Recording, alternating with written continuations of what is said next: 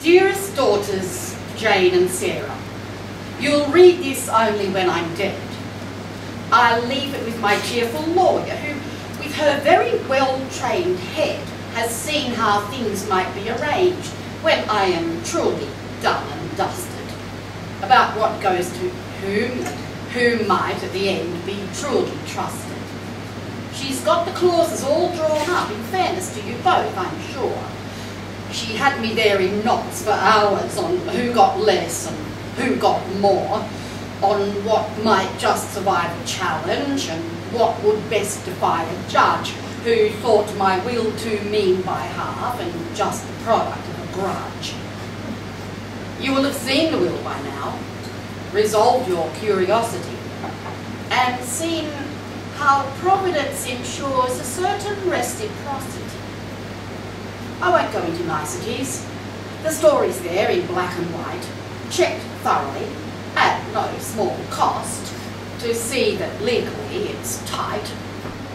Of course, the two of you I know have several times declared you're sorry for how you carried on while I was sleeping, as they say, with Lawrie 11 years ago this autumn, and then through Europe in the spring. That sweet cadenza to his life, a duet only love can sing. And yes, okay, you've eased off when I neared the age that he was then, 81, and less than mobile. An age at which you wonder when and how precisely fate will strike. Cancer, broken hip, the heart. In dodging one, you find another. That's the most frustrating part. Of course, in my case, it's the hips that finally have let me down and dropped me off here, minus car, though not yet in my dressing gown. Enough of that. The jury's out. We don't know what the verdict brings. The subtle powers of entropy are generous with their offerings. Are you sitting down and ready? What purpose can this serve, you think? Of course you are annoyed, and if it's after 3, you'll need a drink. But why, I hear you start to ask, do you insist on using rhyme? Isn't that a sad old-fashioned relic of another time? An age we barely touched in school. Some guys, I think, called Pope and Swift. The age before the age when moderns cut such chiming well adrift.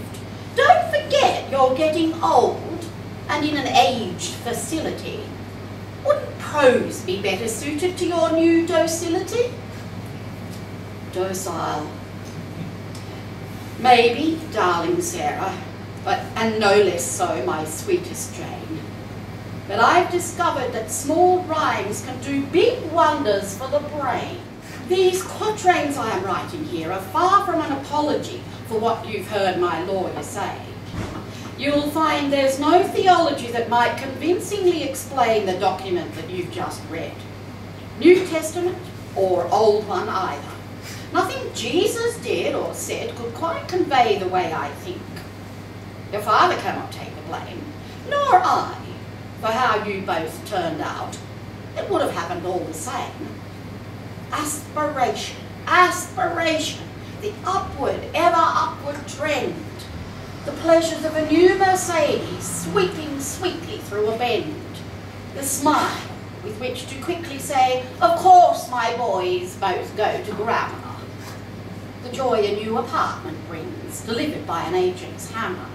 I know, dear Sarah and dear Jane, you've long foreseen me on a gurney, heading off for one last op.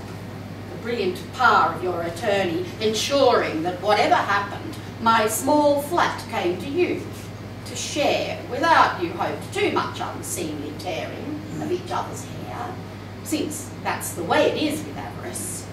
Not just the lawyer's lively pounce, but how, no matter what the sum, possession is what really counts. My lovely flat, okay, apartment, is 83 square metres neat. 2 bedrooms and a single bathroom, is not a sign of your defeat, but somewhere I was well contented, somewhere fine in time to die, waiting for an ambulance and quite determined not to cry. A flat that I was forced to sell 6 months ago to raise the bond to check myself in here, a place of which you know I'm far from fond. I know, of course, you would have helped. I've had your sort of help before, but this way I'd be always sure it was my own foot in the door.